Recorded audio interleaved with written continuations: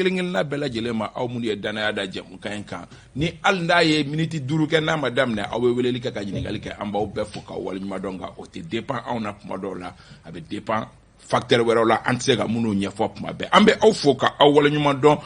aw ye danaya min da nin jɛmukan in kan dɔgɔkun o dɔgɔkun anw ni aw bɛ ɲɔgɔn sɔrɔ jɛmukan min kɔnɔ ka se ka faso kunkan kumaw fɔ faso kunkan kumaw nin dɔgɔkun kɔnɔ o bɛ tali kɛ plan d'action du gouvernement Choguel Kokala Maïga ale ye o dankɛnɛmaya CNT mɔgɔw ɲɛkɔrɔ a kɛra juma wula fɛ a kunkun n'a ɲɛɲɛ an bɛna nɛn don o ni ɲɔgɔn cɛ ni an bɔr'o la maa min ni ale ye laɲini kɛ cɛ murutigi n'a ko k'a bɛ dankari jamanakuntigi la a ko tɔ kɛra cogo di a tigi yɛrɛ dɔnna nka a wagati ma se an ka nin ko in dan siri a ko la wa an bɛna kunnafonidilaw ɲininka a la n'an bɔr'o la lɔkɔlimɛtiriw olu fana ye u ka wulikajɔ sabati kosɛbɛ ka fɛn yira min ni a bɛ maa jasiran kosɛbɛ fo maa dɔw ye ɲininkali kɛ n'o y'a sɔrɔ article 39 kɛlɛ ni nin tɛ a kɛlɛ nundonko kura ye ni lɔkɔlimɛtiriw yɛrɛ b'a fɔ a ma ko saison 2 an bɛna o ɲininkali kɛ kunnafonidilaw la walasa ka nin kuma ninnu batiri maa welelenw ye Maliki Konate Hɔrɔn TV ɲɛmaaba don bɔlɔlɔ sanfɛ Maliki ni ɲankuma an b'an sɔgɔma kaba an bɛ an lamɛnnikɛla ni lajɛlikɛla bɛɛ lajɛlen fo ka renouveau baarakɛlaw bɛɛ lajɛlen fo k'an tɔɲɔgɔnw k'u bɛɛ lajɛlen fo an bɛ dugawu kɛ Mali ye minnu fatura Ala ka lafiya k'u ye minnu fana bɛ yen nɔ k'a fɔ k'u bɛ toujours an b'a ɲini Ala fɛ Ala ka kɛnɛya d'u bɛɛ lajɛlen ma amina yarabi Sori Ibrahim Diallo Renouveau Télévision Sori an b'i fo kaba k'i yɛrɛ fo an jɛɲɔgɔn minnu sera kɛnɛ kɔnɔ k'u bɛɛ lajɛlen fo ka dɔw don kɛ jamana ye ka dɔw don kɛ an ka sɔrɔsi minnu tɛna minnu blesselen don ko Ala ka lafiya d'u bɛɛ lajɛlen ma amina yarabi Salifu Jara kun famana kɛnɛ ma dɔɔni ka sɔrɔ k'a tun bɛ taamana Salifu Burkinakaw basi foyi t'u la Isa an bɛ foli lase an filɛbaga n'an lajɛbaga bɛɛ lajɛlen ma ani renouveau baarakɛla bɛɛ lajɛlen ani an tɔɲɔgɔn fɛn o fɛn bɛ kɛnɛ kan yan nɔ Jara k'i yɛrɛ fo kosɛbɛ a diyara n ye Mamtu Tangara ye les dénonciateurs o maa ɲɛmaa ye bi Mamtu i ni ɲankuma ba Isa kawa an sɔgɔma ka renouveau baarakɛla bɛɛ lajɛlen fo a ɲɛmaa so k'olu fo ka an barokɛɲɔgɔn fo ka an filɛlibagaw bɛɛ lajɛlen fo o bɛɛ y'i ka foli laminɛ o la an t'a bila dagiri da la i n'a fɔ waati b'an kɔ la cogo min tantɔ bi an bɛ taa joona joona dɔgɔkun in kɔnɔ ko nin dɔ kɛra an tɛ se ka baabu kɛ n'an ma fitinin fɔ min na o ye maa min tun bɛ sécurité d'État ɲɛmaaya la Jawara an ye kunnafoni sɔrɔ dɔgɔkun kuncɛ in yɛrɛ la k'a fɔ ko tigɛ dara ale kan Maliki kunnafoni jumɛn b'e bolo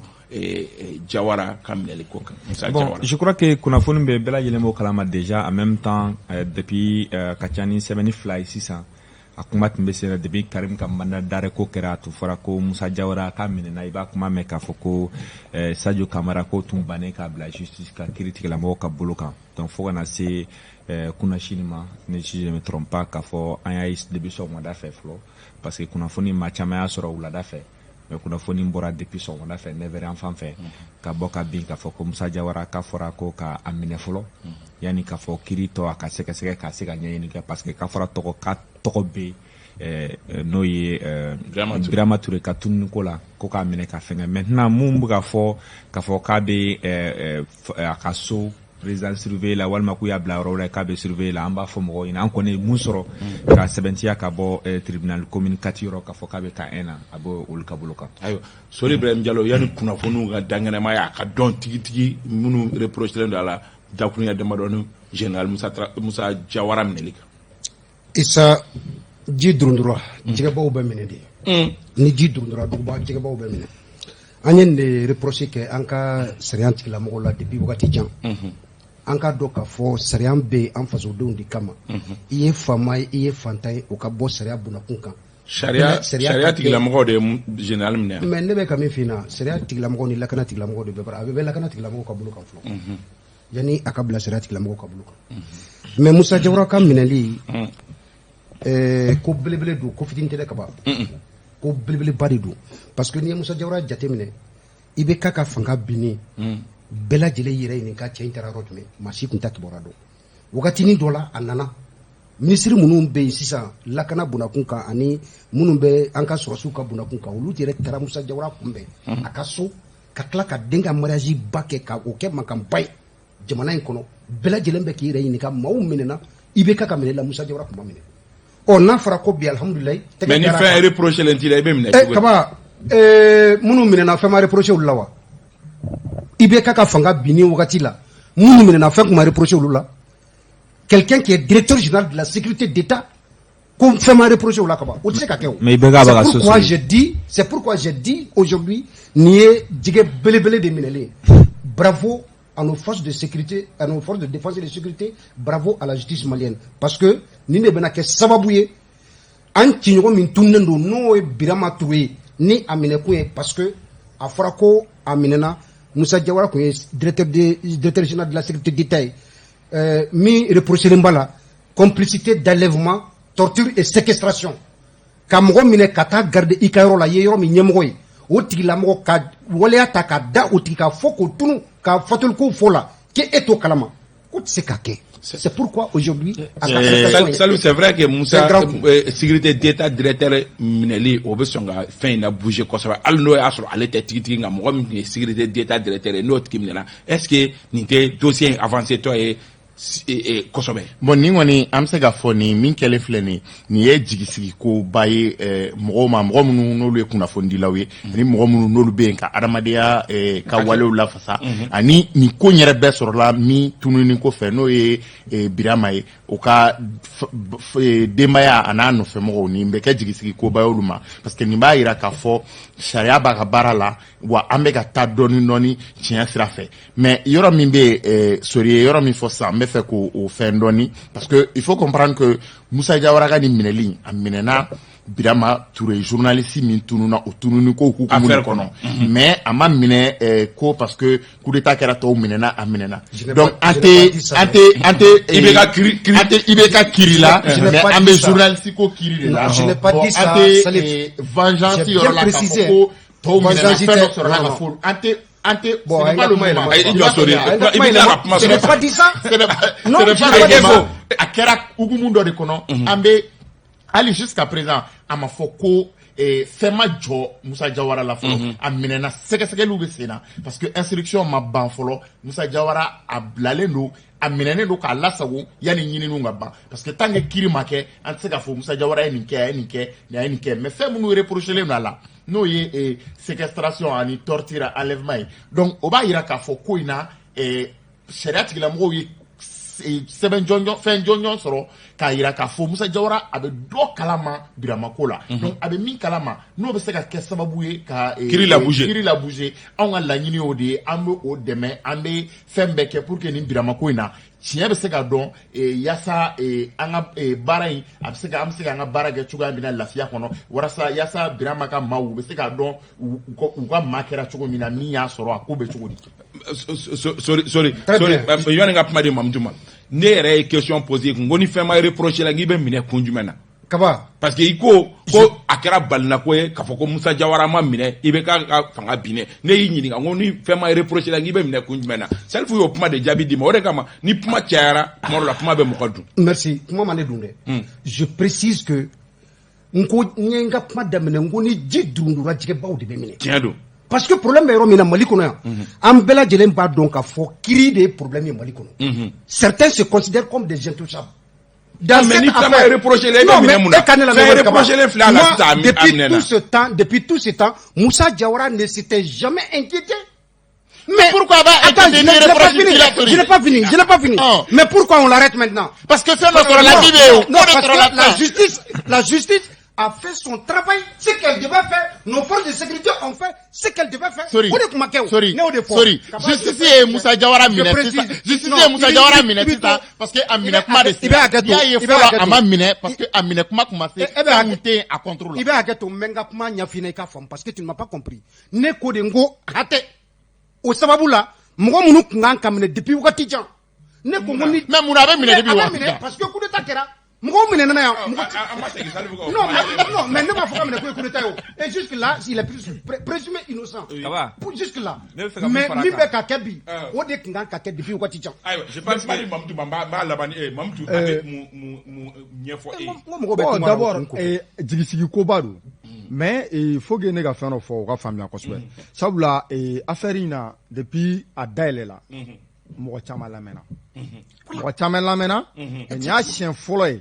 Ne ron ka me ka fo ko mo menena a ko sababu ala. Surtout ka ke mo ye mo mi mo baye jamana kono ina fo Moussa Diawara. Donc a ma bali ne na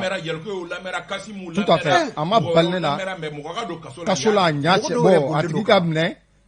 ka a datugu a ka privé a ka mouvement la nin y'a siɲɛ fɔlɔ ye parce que n'i ko ko kaso bɛɛ hakili bi Bamakɔ kura de donc bon danganiya kan a yira nana k'a fɔ k'a tɛ yen maintenant a bɛ yɔrɔ min na a kɔni ti a yɛrɛ sago la a ka privé don a ka liberté la ka sababuya kɛ fana exactement Burama Touré ka affaire ye voilà an bɛ mun don a la o ye nin de ye. ne bɛ fɛ ka mun fɔ dɔrɔn o de ye k'a fɔ sori ka bɔ k'a fɔ ko fanga dafiri la minnu ye fanga la ko k'u minɛ. O logique man ɲi sori bɛna tila ka kuma na sori bɛ tila ka kuma na parce que bi in na ne ko Musa Jawara IBK yɛrɛ nu IBK cabinet tɛ yen wa man formé wa donc an bɛ pas IBK kunna to ka taa bi Musa Jawara kan donc n bɛ fɛ ka mun fɔ dɔrɔn en même temps Musa Jawara minɛna bi parce que a fɔra k'a sɔminen de kelen a la sécurité d'État la parce que a kana kɛ mɔgɔw ɲɛna ka kɛ i n'a fɔ Birama taara sécurité d'État la ko o sɛbɛntiya k'o bɔ mɔgɔ parce que o ma sɛbɛntiya k'o diya mɔgɔ k'a taara sɛgɛsɛgɛli de bɛna kɛ k'a fɔ ko sɔminkɛla la n'a kɛra kuma minnu fɔra a yɛlɛ hali Karim tɔgɔ donna dossier la ten ko Karim nɔ b'a la o sɛgɛsɛgɛliw de bɛ sen na karisa i fɔra k'i tɔgɔ b'a la na an bɛ ɲininka i bɛ se ka mun don a la i ka se k'o ɲɛfɔ maintenant i bɛ taa sɔrɔ juge y'a ye il a jugé opportun par exemple Yalikoye a b'a dɔn k'a fɔ ko Yalikoye bon o tɛ boli Kassim Traoré o tɛna se ka boli mɔgɔ tɔw tɛna se ka boli bon Jawara bon n'a ma a minɛ k'a garder an bolo a bɛ se ka taa donc kiiri de juge de b'o ta k'o lajɛ k'o sɛgɛsɛ k'a lajɛ est ce que n tɛ nin minɛ k'a garder n bolo yanni a ka tila n na wa donc o hukumu de la u ye Jawara minɛ ka Jawara bila fɔlɔ yanni kiiri ka ban ka sɛgɛsɛgɛliw bɛɛ lajɛlen ban ka fɛn bɛɛ lajɛlen jɛya n'i y'a sɔrɔ k'a fɔ réellement mun fɔra k'a fɔ k'a taara SE la parce que hali bi hali journaliste an tɔɲɔgɔn journaliste dalen bɛ Faransi n'olu ye k'a fɔ ko Karim nɔ b'a la walima ko karisa nɔ b'a la prévu ta anw si bolo an kɔni bɛ ka kumakan fɔ mais anw ka fɛn ye jumɛn a ko ka sɛbɛntiya ka jɛya mɔgɔ ye passe yala Birama ko a kɛra cogo di ninnu ye mun fɔ yala tun bɛ sécurité d'État de la wa n'a tun bɛ sécurité d'État jɔn y'a minɛ n'a jɔn y'a minɛ a bɛ cogo di yala dɔw b'a fɔ ko Birama sara Birama bɛ taa anw t'a fɔ k'a sara fɔlɔ an b'a fɔ de a kɛra cogo di a tununnen don Birama bɛ min yala n'a sɔrɔ a bolila de wa walima u yala tunun de wa walima a kɛra cogo di wa Birama bɛ yɔrɔ jumɛn donc mun bɛ se k'o fɔ an ɲɛna o ye kiiri mana tigɛ de k'a bɛɛ lajɛlen fɛsɛfɛsɛ ka nin prévu bɛɛ en ce moment on peut dire que ouais Birama ne kɛra Birama la en ce moment on peut dire que Musa Jawara séquestration kɛra Musa Jawara enlèvement kɛra Musa Jawara karisa fagara donc o bɛ se ka fɔ mais bibi in na sɔmun kelen y'a ma k'a minɛ k'a bila kiiri bolokɔrɔ yanni ko nin ka se ka dɔn. Merci. Non n bɛ taa non dakura fitini dɔrɔn très bien depuis Birama ko in ka daminɛ kaba a fɔra ko ka Karim lamɛn a fɔra journaliste caman welela ni Karim ko kuma in na mais bɛɛ lajɛlen b'a dɔn kunnafoni fɔlɔ minnu sɔrɔla Birama kan a ka tununi n'a ka séquestration na sécurité d'État de o de pointera du doigt mais en un seul jour sécurité d'État ɲɛmɔgɔ a ma wele k'a lamɛn mɔgɔ si ma tɔgɔ fɔ donc ni o minɛna bi moi je crois que o de fɔli ka kan quoi et puis a fɔra ko journaliste dɔw ye wari minɛ ka ban moi je voudrais que les gens précisent non je voudrais que les gens précisent parce que bɛɛ t'o mɔgɔ ye quoi dossier min ni journaliste dɔw ko dɔw ye wari minɛ u ka mɔgɔw tɔgɔ fɔ on a besoin de ça hein bɛɛ tɛ wari mɔgɔ dɛ u ka mɔgɔw tɔgɔ fɔ voilà n bɛ fɛ ka yɔrɔnin dɔ préciser sori ye mɔgɔ caman lamɛnna affaire in na c'est vrai je suis d'accord affaire tun bɛ yɔrɔ jumɛn olu lamɛnna yɔrɔ jumɛn bi affaire bɛ yɔrɔ jumɛn jɔn ye Musa Jawara minɛ tribunal kɛ tribunal jumɛn kɛ mais Yalikoye ma taa tribunal la Yalikoye lamɛnna tribunal jumɛn na Yalikoye ma taa communiquer tribunal la wa on l'a amené là-bas il a été écouté là-bas pour ce même problème sisan non soyons logiques dans nos raisonnements sisan mɔgɔ si m'a fɔ ko Musa Jawara minɛna ko a ma ɲɛ jɛgɛba de don jɛgɛba don kɛ jɛgɛba don a minɛna mɔgɔ si m'a fɔ ko a ma ɲɛ Musa Jawara minɛna a ɲɛna parce que n'a bɛ kɛ sababu ye ka nin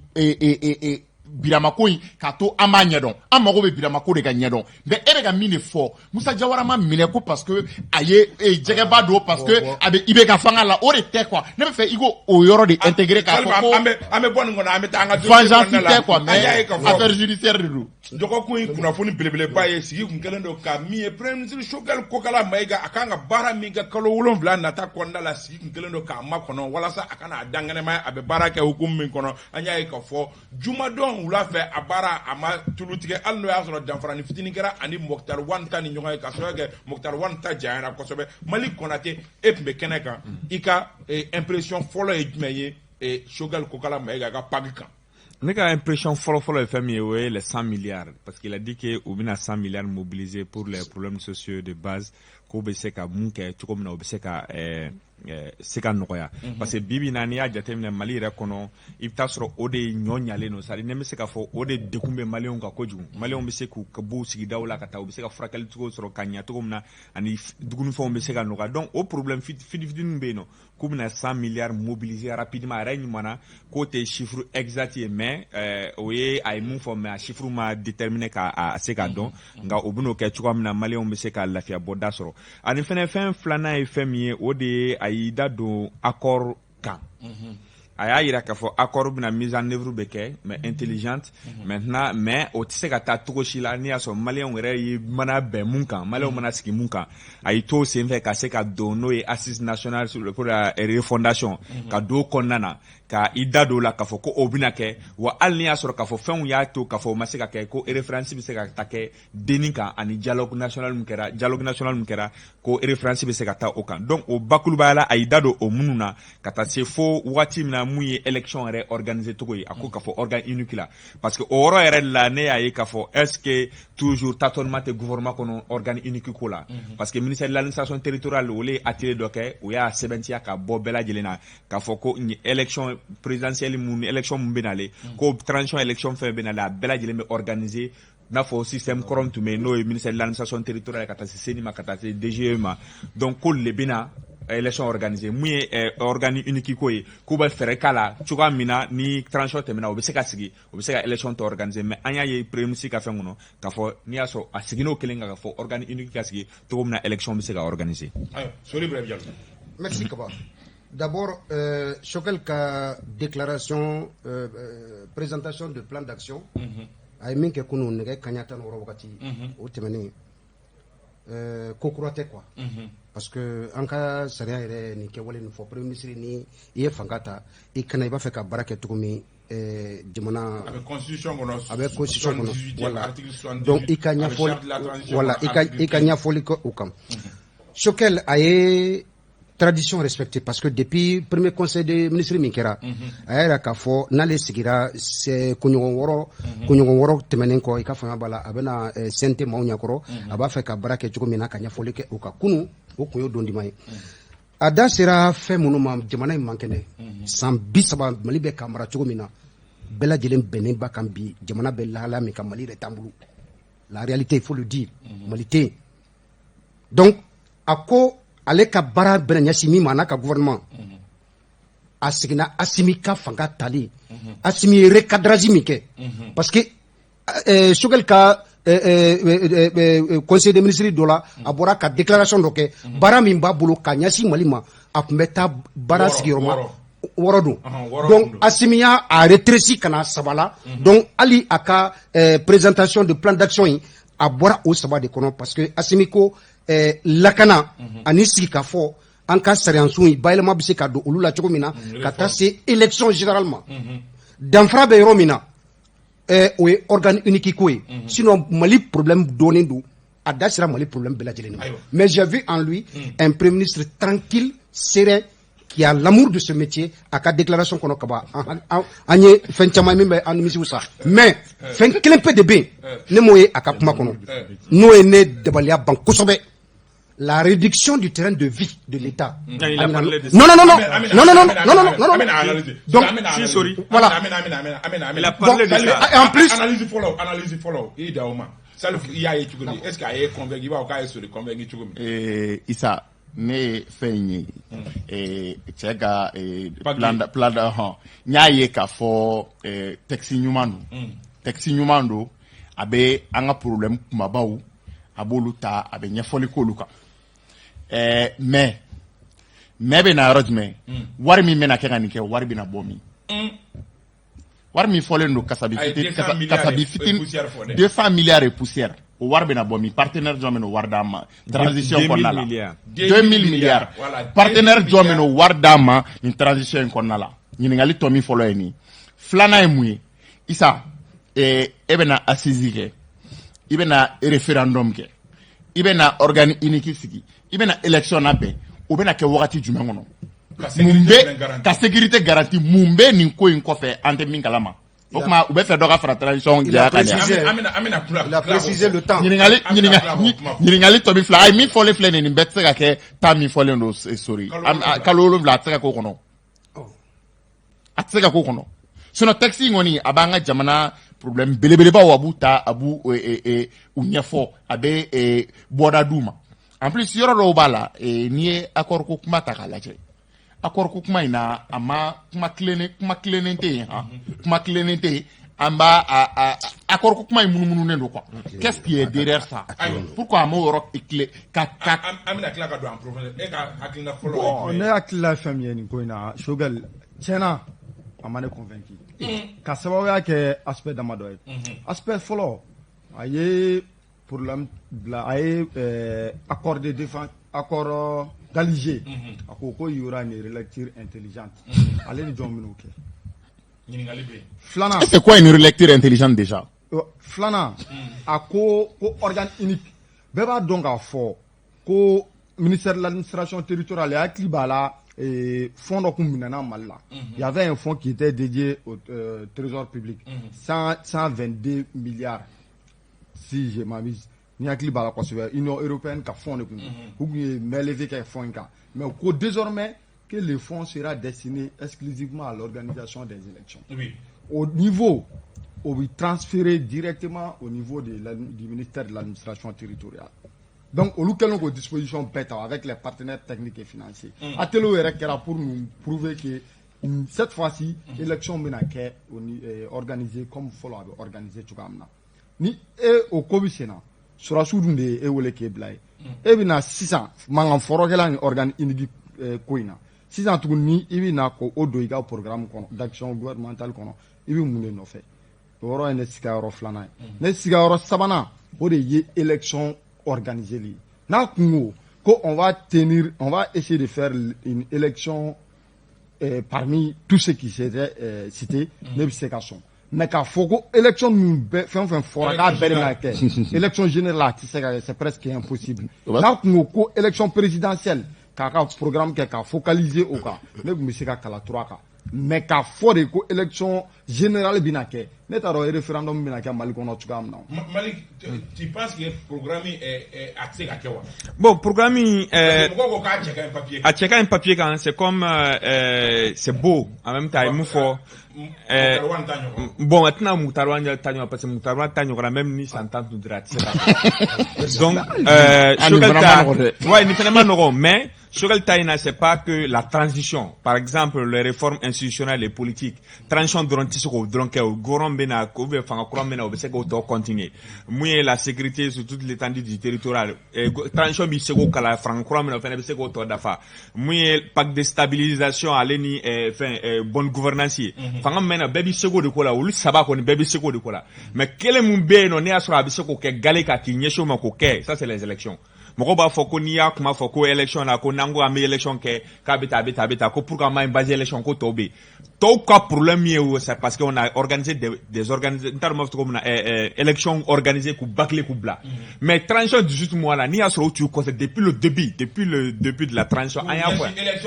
fɔ yan ni plateau kelen kan ko transition ka baara belebele kan ka kɛ min ye tous les membres du gouvernement bɛɛ kan k'i ɲɛsin élection organisée ka kɛ cogo min na parce que Mali problème na Choguel y'a fɔ ka kuma kɔnɔ Assimi y'a fɔ ka kuma kɔnɔ mɔgɔ bɛɛ y'a fɔ ka kuma kɔnɔ n'i y'a min problème kɔnɔ bi parce que quelque part élection de kɛra sababu ye n'an bila un problème kɔnɔ mais pourquoi an tɛ sigi ka ɲɛsin o élection ma yani an k'an yɛrɛ disperser fan bɛɛ lajɛlen ka élection ɲɛnama kɛ élection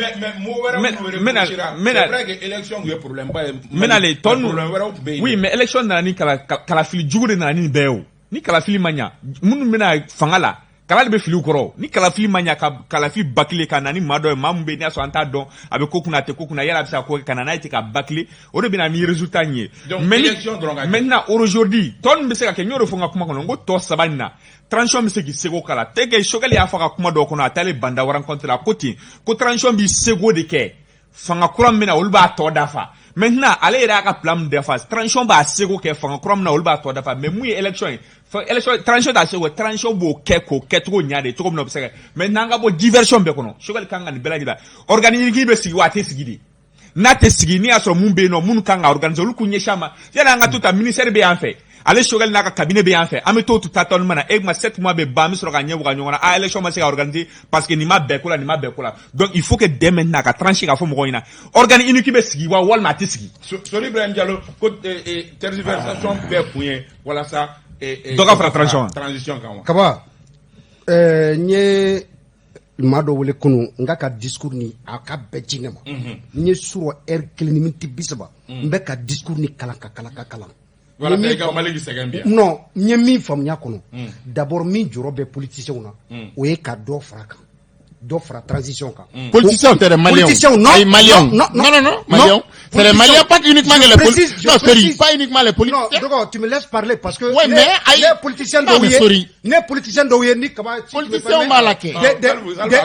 des gens comme RPM comme Adima et puis Yelema et autres olu tɛ politiciens ye olu ye assemblée kɛ tout récemment pour mettre en garde ce gouvernement là ko ni Abu kɔnɔ ko ka dɔ fara transition dati kan ko Ala k'u ci dɛ donc ne discours ni n y'a kalan d'abord ce qui m'a rassuré minnu bɛ ka fɔ kɛrɛfɛ c'est que délai de min dirait ninnu ma les 8 mois qui restent là c'est-à-dire maa ye 7 mois an ka kɛ 8 mois ça 7 mois ni voilà 8 mois maa ye discours ni fansi k'a fɔ ko prolongation bɛɛ a kɔnɔ la mun ye ça m'a rassuré d'abord et là au Miflo, ça c'est rassurant pour tout le monde. Il a parlé de relecture consensuelle. Non, moi je parle en fonction du contenu de son discours. Mais Kaba, il a parlé de relecture. Il a parlé de relecture consensuelle. Je suis d'accord. Relecture consensuelle. Au cours du mai, Ambe sigi benkan saba mi bambolo koro. Ni fokonyogo bani ngoche. Anka sigi anka be ande Maliens. Ni an bɛnna fɛn fɛn la maa si tɛ se ka bɔ an ta kan o ka kɛ bɛn kɔnɔ Kaba ma yɔrɔ min faamuya kɔnɔ o ye organe unique ko in ye o yɔrɔ kelen pe de ne m'o faamu parce qu'il y a un problème les gouverneurs les préfets les sous-préfets ils ont fait une déclaration pour pointer du doigt premier ministre ka kɛwale min bɛ ka kɛ sisan jalaki caman bɛ ka ta ka ɲɛsin olu ma k'a fɔ ko kalafili minnu bɛ labɛn olu ka kɛwale de bɛ Kokolu sen bɔ a la olu y'o fɔ Ousmane Christian Diarra y'o fɔ donc ici ne ma min faamuya discours nin kɔnɔ est-ce que kalafili min bɛna bɛn non mais je n'ai pas fini ma min faamuya kɔnɔ Kaba o ye yɔrɔ ni fila in dɔrɔn pe de ayiwa voilà Salif c'est vrai que enseignants ta fɛnɛ a da sera o fɛnɛ ma ko maga ma kɛ article 39 la mais enseignants ko maga kɛra olu ka article la est-ce que nin kɛnɛ in fɛnɛ kan fo n'a kɛra ni lundi ni a ye détail baw di an ma sinon o yɔrɔ fɛnɛ ma faamu dɛ maga kɛra la cogo di maga kɛra la de sa mais Choguel ko maga ma k'a la u ye ko a vive voix a m'a fɔ ten wa k'a b'a fɔ a dani jɛ la mais maga ma k'a la qu'est-ce qui ale bɛ mun wele par maga ma k'a la il faut que mɔgɔw ka fɛ an ka mots sasi fara d'u ma maga ma k'a la o ye mun ye ani maga kɛra la o ye mun ye enseignants bolo maga kɛra la o ye mun ye parce que ni i ye a makama tɛ ka jigin olu kun voilà a makama tɛ ka jigin olu kun o ye kelen ale bolo maga ma k'a la parce que ale ye texte min fɔ a ko a n'o tɛ ɲɔgɔn ye sira la mais maga kɛra la o Isa ni fɛn min bɛnkan kɛra fɛn min ye n'o tɛ ka waleya maga kɛra o la o e ni ne bɛnna min kan ko Isa sini n b'a daminɛ sini n bɛ 200 d'i ma don o don sini ne ma 200 sɔrɔ ne k'a fɔ n ko Isa a ma bɔ bɛnkan b'a nɔ la e mana fɔ ko bɛnkan t'a nɔ la jɔn jo b'a la jɔn jo t'a la ayiwa Mamutu bon i ko fɔlɔ ko yalima ko ni a ka pagi ko yalima a tɛna transition prolonger bon ne yɛrɛ b'a fɔ nin ma de n ko dilatoire en réalité fɛn o fɛn bɛ nin kɔnɔ a si tɛ se ka bɛn a ka gɛlɛn a ka bɛn ka nin 7 mois in kɔnɔna la e ko i bɛna descend il faut mobiliser 2000 et quelques milliards an ka budget yɛrɛ en termes de dépenses a ka surun o la o yɛrɛ déjà 700 milliards b'o jɛ an ma se k'o sɔrɔ fɔlɔ ni e nana ni programme ye k'i bɛ nin exécuter a ka programme Maliki y'a fɔ cogoya min na a ti ko m'a fɔ ale bɛna daminɛ ko tɔ b'a laban ale b'a daminɛ tɔ b'a laban o yɔrɔ bɛ yen mais ale b'a fond mobiliser ka bila tɔw ɲɛ maintenant n'a sigira o kan cogo si kan nin tɛ se ka kɛ k'a sɔrɔ dɔ ma fara transition in kundama kan maintenant ni o de don ne bolo ale tun bɛ aspect damadɔ de ta réduction des terrains de vie mɔgɔ mago b'o la bi sécurité mettre les moyens nécessaires aux forces des ordres u ka se ka sécurité maintenir ou bien coopération internationale minnu bɛ se k'an dɛmɛ pour que sécurité bɛ se ka maintenir ne bolo ale tun b'a focaliser o kan o tɛmɛnen kɔfɛ avec un moun négligé côté problème n'o ye école maître ka koyi école maître damate grande social syndicat caman be mais a ma fɔ ko pacte de stabilité dɔ bɛna signé o b'a kɔnɔ a jɛya bon a kan ka daminɛ o de la près ne yɛrɛ bolo quoi a kan ka daminɛ o de la n'i kun ye o fɔ k'o yɔrɔ jɛya ka sécurité ko yɔrɔ fɔ k'o jɛya ensuite fɛn minnu bɛ se ka kɛ i b'olu fɔ u bɛ don mɔgɔ hakili la mais nin fɛn ninnu n'i ko ko ka ninnu kɛ nin waati fitinin kɔnɔ a ti bɛn. Nin fɛn min filɛ nin ye sa n'an ye nin nagamu ka nin da ɲɔgɔn na tan ka tɛmɛ u bɛ nin fɔ ni fɛn in ban wagati transition ban wagati suruyara a b'a fɔ ko révision ma se ka kɛ ma se ka nin kɛ ma se ka nin kɛ an ka dɔɔni fara kan pour que an ka taa élection ɲuman ni objectif mais Salva an b'o fɔ fɔlɔ a m'a fɔ fɔlɔ mais Isa mɔgɔ i bɛ fɛn fɔ et de façon intelligemment i b'a fɔ i bɛ fɛn fɔ i bɛ mɔgɔw préparer fɛn fɔli de kama fɛn n'i bɛ kibaruya lase mɔgɔ ma i b'a préparer a fɔli de kama nin y'an préparer tɔ de nin fɛn min filɛ nin ye u ka nin bɔ a la minnu ye problème ye minnu ye urgence ye olu ka traité n'o ye maître ka cas ye n'o ye grogne social min bɛ yen ka terrain de vie dɔgɔya ka musow ka nasansegi ka nafɛnw nɔgɔya ka sogo nɔgɔya ka fɛnw nɔgɔya Isa ka élection ɲuman na bɛn an ka examen filɛ nin examen DEF EPS kan ka kɛ o don o ma kɛ o denmisɛnninw ka avenir bɛ en jeu nin fɛn ninnu nin bɛna taa appliquer wagati jumɛn ayiwa an kana ɲɔgɔn nɛgɛ tan falifɛn ka buta la e ɲɛ bɛ lundi la cogo di lundi débat bɛ gɛlɛya parce que mais a bɛ voter dɛ a bɛ tɛmɛ o tɛ diyagoya parce que CNT mɔgɔ min y'o nommé c'est Assimi Ali Bandao de a décret signé Assimi de nommé Assimi fana de Choguel nommé donc c'est la même chose c'est comme Jɛgɛ bɔra Sénégal jɔ la taara bi la Sénégal jɔ la filani dɔ ba yen donc u b'a voter mais c'est Assimi mais a bɛ gɛlɛya toujours a bɛ gɛlɛya mais débat bɛ kɛ yɔrɔ jumɛn u bɛ ɲɔgɔn dagolo ja non kuma de bɛ kɛ anciens bɛ wuli a kama anciens b'u ta fɔ a ɲɛna Adama depuis kunu ancien Adama olu y'u ta daminɛ déjà olu k'a ma ko Choguel bɛ diversion de la a bɛ ka essayer ka mɔgɔw fɛngɛ de pourquoi a bɛ nin bɛɛ fɔ mais pourquoi a tɛ appliquer comme an bɛna n da don o thème bɛ en même temps n'i ye jateminɛ kɛ i bɛ taa dɔ wɛrɛ la an bɛ taa se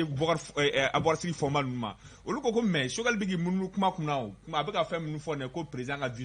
vision tɛ ko nin feuille de route de don ko premier ministre kan k'a ka plan ci en fonction de la feuille de route ko mais n'a ko président ka vision o ko pourquoi il a parlé de la coopération géopolitique mais pourquoi ma accord la relecture même de la du traité militaire accord de défense voilà pourquoi ma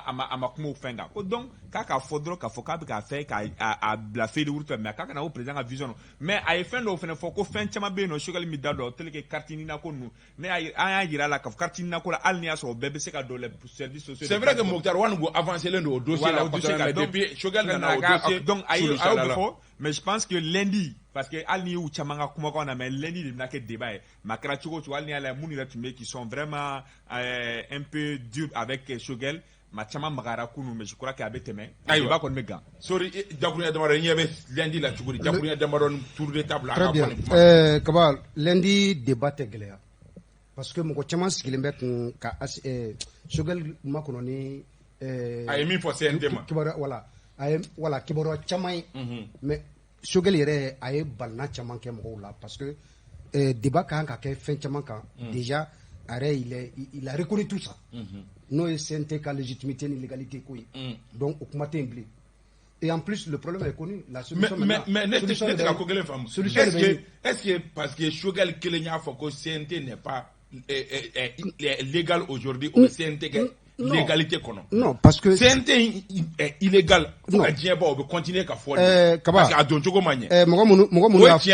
minnu y'a fɔ olu tɛ CNT membre ɲɛkɔrɔ Choguel y'a fɔ Choguel b'u ɲɛkɔrɔ an bɛ kuma Choguel ta de kan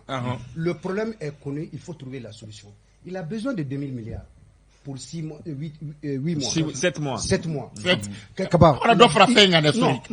ayi ala kulonkɛ kuma y'a fɔli dabila ayi o ma fɔ yɛrɛ o il n'a jamais dit ça dans son discours on m'a fɔ maintenant il suffit de chercher les 2000 milliards là pour que Kaniko sigi se ka il y a deux problèmes aujourd'hui auxquels la transition va faire face que les Maliens veulent ou pas o de y'an ka problème bɛɛ lajɛlen fɔlɔ ye jumɛn lakana ka basigi Mali fantan naani bɛɛ lajɛlen o baara bɛ ka kɛ o musakaw bɛ ka ɲini o minɛn caman sɔrɔla ka ban o ye fɔlɔ ye filanan kalafili kala bɛɛ a tɔ kaba o de don kɛ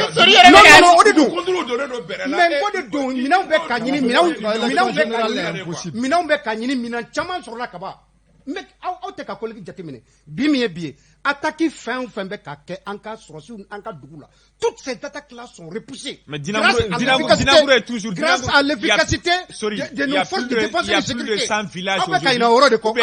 Il y a plus d'une centaine de villages aujourd'hui. Ça fait assiégé le par des djihadistes, assiégé le par des hommes armés. Bientôt une année. Aujourd'hui, Dieu merci. C'est ça, lundi, débat gɛlɛya Isa. Min ye Sogɛl sigi, o kelen de a ka CNT sigi. A dan ye dɔrɔn k'a f'u ɲɛna a ye ko ye a y'a latɛmɛ. Kuma wɛrɛ foyi t'a la. Mɔgɔ kelen minnu bɛ se la. A y'a fɔ cogoya min na débat ti gɛlɛya, mais ne yɛrɛ don ne tɛ nin voter. Ah non. Bon ne b'a dɔn ne ɲɔgɔn fana bi sɔrɔ CNT kɔnɔ minnu bɛna ban ka voter parce que tiɲɛna nin ti fɛn ye fɛn bɛ se ka kɛ nin waati. Ne yɛrɛ t'a voter. Ne t'a voter. Ni mɔgɔ ma bɛ CNT la ni man voter wallahi an bɛ douter i ka fasodenɲumanya la. Parce que ko in fana fiyɛ i ye. O de ma yɛrɛ tɛgɛ kaba. Maliki tun bɛ yen. Ayi bila yen nɔ. Kana ɲinɛ o kan dɛ. Ni e kun nommé k'i bila i tun b'a voter. Maintenant ne tun nommé ka bila. Ne bɛ question poser éclaircir. N bɛna lew kaba ne t'a fɔ ko n tɛ voter. Axe naani min filɛ nin ni Sogɛl ka plan d'action b'a kan. Axe naani min filɛ bi bi in na Mali mago bɛ nin naani de la. Maintenant ni Sogɛl arrive à me convaincre en disant que vraiment stratégie filɛ nin parce que problème yɔrɔ min na. I ka statut de nominé. Non mais ça problème yɔrɔ min na ce n'est pas que pour fortier an ye Muktar Wan ta gosi parce que kuma tɛ k'a fɔ ka fɛn sɛbɛn ka bila n'a fɔ livre mais stratégie jumɛn b'a bolo pour que ka se k'a lawaleya. Maintenant, la wari kasabi me fera les 2000 milliards. Stratégie, je mets à boulot pour mobiliser les 2000 milliards. Si il arrive vraiment à convaincre les gens pour dire que bon, ni mouflani, ni stratégie ben bolo kasser à la wala, ni a donc avoir le c'est-à-dire la stratégie là est faisable, c'est-à-dire absek à en même temps war me fait na ya fona absek à nini robert à la stratégie ben ka ina convaincu. Je voterai pour voilà. 700 milliards de passer là au kasser à dossier baflana kono anya e kafo. Vraiment, je prends juste 3 minutes pour parler de Murutigi mi y'a ɲini ka dangari. L'article 39 pas en bleu ça. Non, an tɛ ɲin'a kɔ an bɛ tour de table kelen de kɛ a kan. Dɔgɔkun in kɔnɔ Maliki an y'a ye k'a fɔ a identité dɔnna o ye k'a fɔ ko Alassane Touré don. A bɛ bɔ kin min na o dɔnna o bɛɛ lajɛlen dɔnna. Maintenant ɲininkali ye min ye est-ce que page kan ka tourner nin ko in kan ka ban ten. K'a sɔrɔ kɛ kiiri tigilamɔgɔ ko kiiri bɛ mɔgɔ min kun kan ko ni a tigi sara ka ban k'o ye kiiri bannen nka gouvernement tun ye kuma dɔ fɔ. K'a fɔ ko complice bɛ cɛ la. Bon an k'an sigi ka sɛbɛn nata kɔnɔ. N'o fɔ an ɲɛna samedi wɛrɛ i bɛ taa sɔrɔ o débat bɛ sɔn ka show ni plateau kan. An k'an sigi ka samedi nata kɔnɔ parce que a fɔra kiiri kunnabu ko k'an ka Mali ka sariya la. A bɛ k'a fɔ ko ni présumé c'est-à-dire mun bɛ k'a fɔ ko jalaki binne mun kan k'a sara ko kiiri bɛ datugu o yɔrɔ la o kiiri bannen. Nka fanga tigilamɔgɔw ko enquête bɛ sen na. Yali cɛ sali cɛ a ye fɛn dɔ fɔ wa.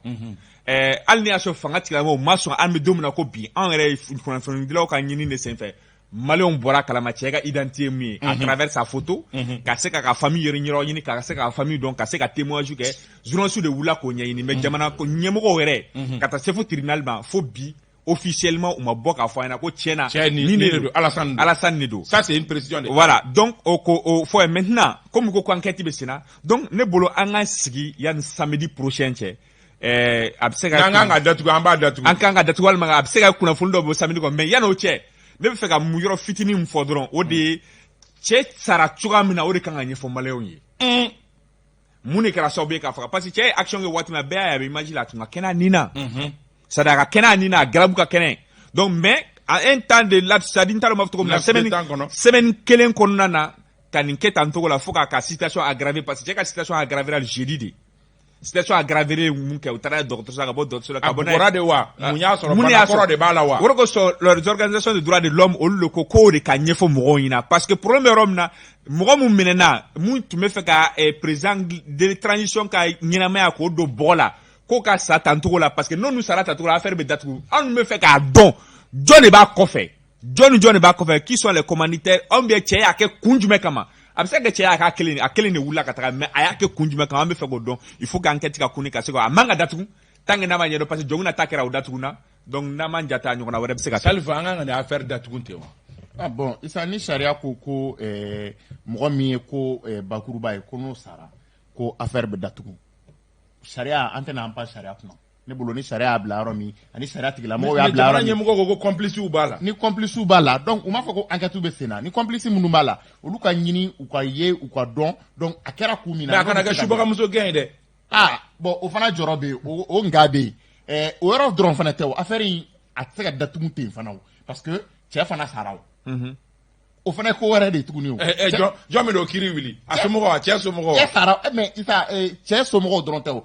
association bɛ yen jɛkulu caman bɛ yen minnu bɛ adamadenya lafasa o isa donc cɛ sara cogo min na a ka kan maliyɛnw k'o fana dɔn i n'a fɔ a ka kan an k'a dɔn min ye cɛ bila ka nin ko kɛ a kun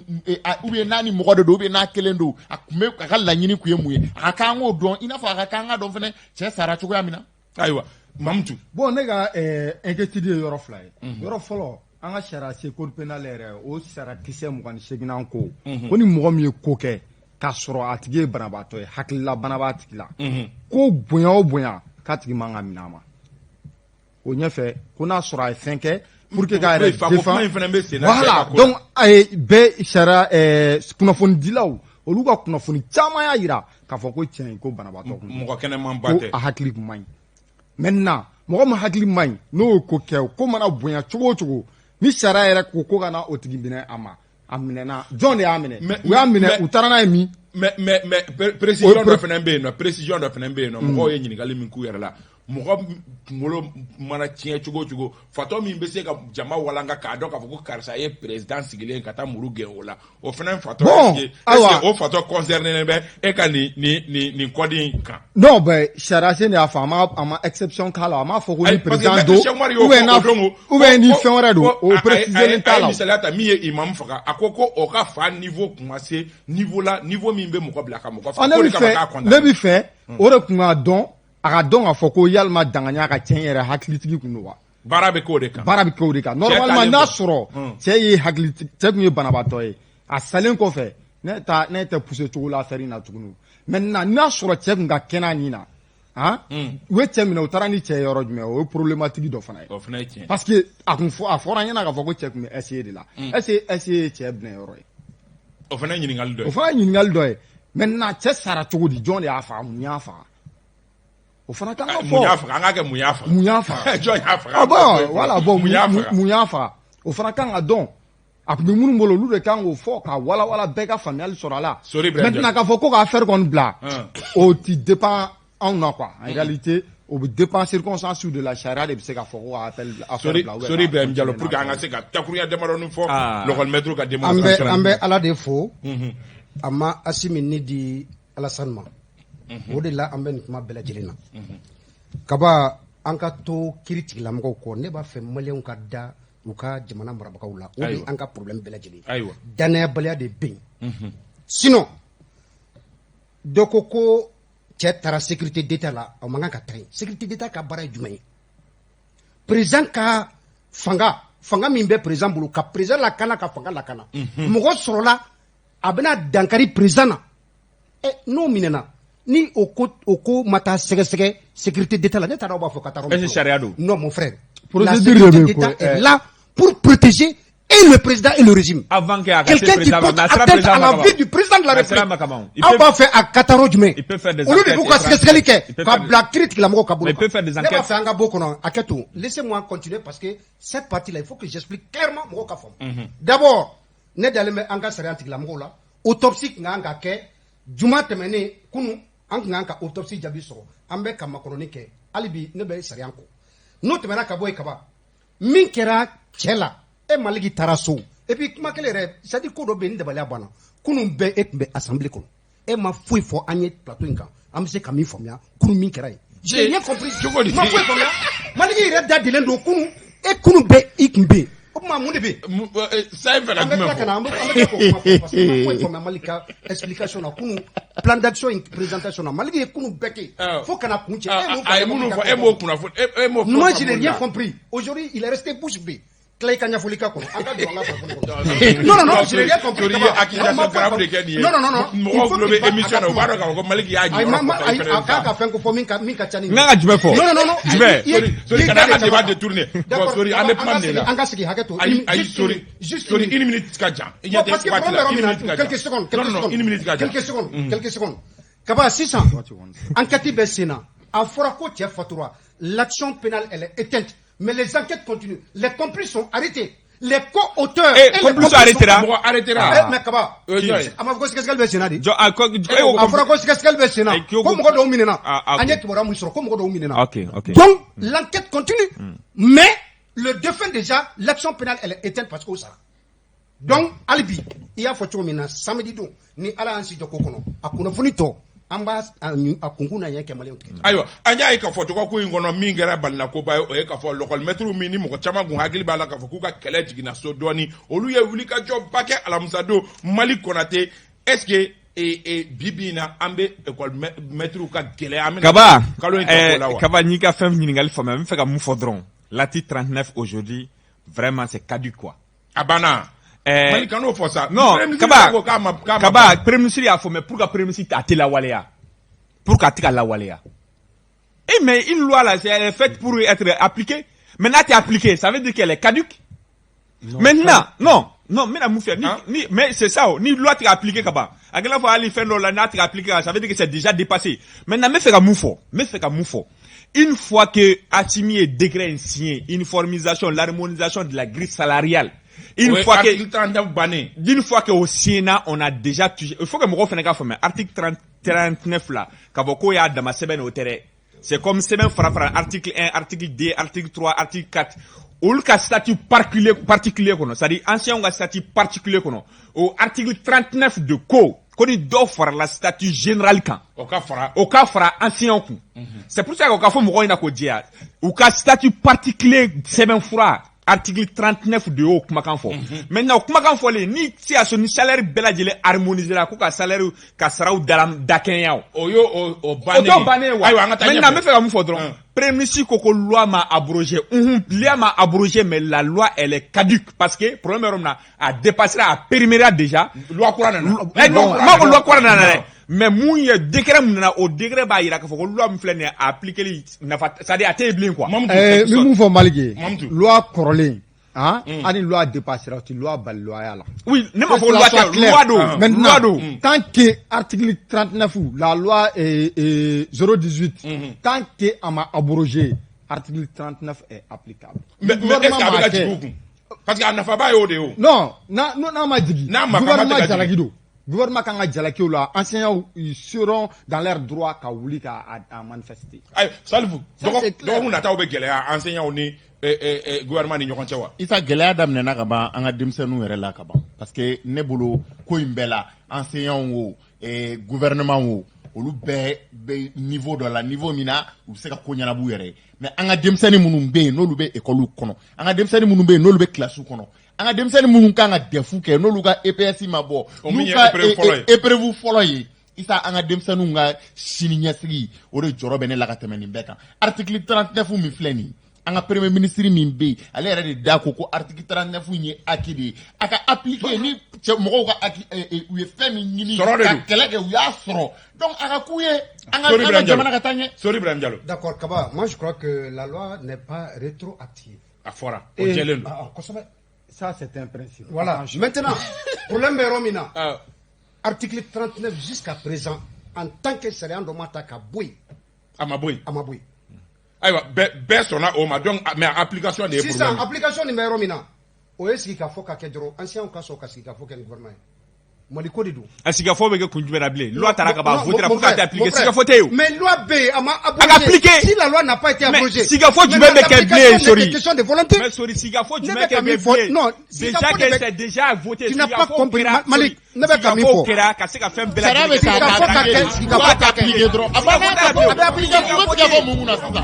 Révision. Ambe foli anita nudi madu maigama a radio Nura FM au promoteur na a directeur bado ambe afo bamsa sisoko jogolojo ambe afo ka walima do anteri nyogon baw almami sangata yanfo ORTM kono Yusuf Kampo ORTM kono ambe afo awa quartier Berthe ka bɔ studio tamani na ko jɛmukan jara kojugu an bɛ a fo ka waleɲuman dɔn ka magistrat Kone fo Mama Deno lɔgɔli karamɔgɔ don an bɛ a fo Ibrahim Diko Dudu an bɛ a fo Keba Jalo Kasim ka cɛ an bɛ a fo ka waleɲuman dɔn kosɛbɛ Fuseni Sogo an terikɛ don k'a fana bɛ lamɛnni la an bɛ a fo k'aw hakili jigin ka fɔ ka foli di commandant Fode Kone ma yan fo kati doyen cour la Mohamed Dugara douane ɲɛmaaba don an bɛ a fo ka waleɲuman dɔn ka foli di aw kelenkelenna bɛɛ lajɛlen ma Aba yan fo Segu an bɛ a fo ka waleɲuman dɔn Sori a bɛ ka yɛlɛ ka douane foli la aw fana de a b'o bila han Mali Konate Sori Ibrahim Diallo Salifu Jara Mamtu Tangara Bintu Napopolo tun bɛ nɛgɛ karafe la radio fanfɛ Ousmane Togo ale tun bɛ réalisation na ani Jean Dako Régie d'antenne na Dramane Kone an bɛ aw fo ka aw waleɲuman dɔn aw k'an bɛn dɔgɔkun wɛrɛ ni jɛmukan kelen kɛnɛ kan wasalam an b'aw Renouveau FM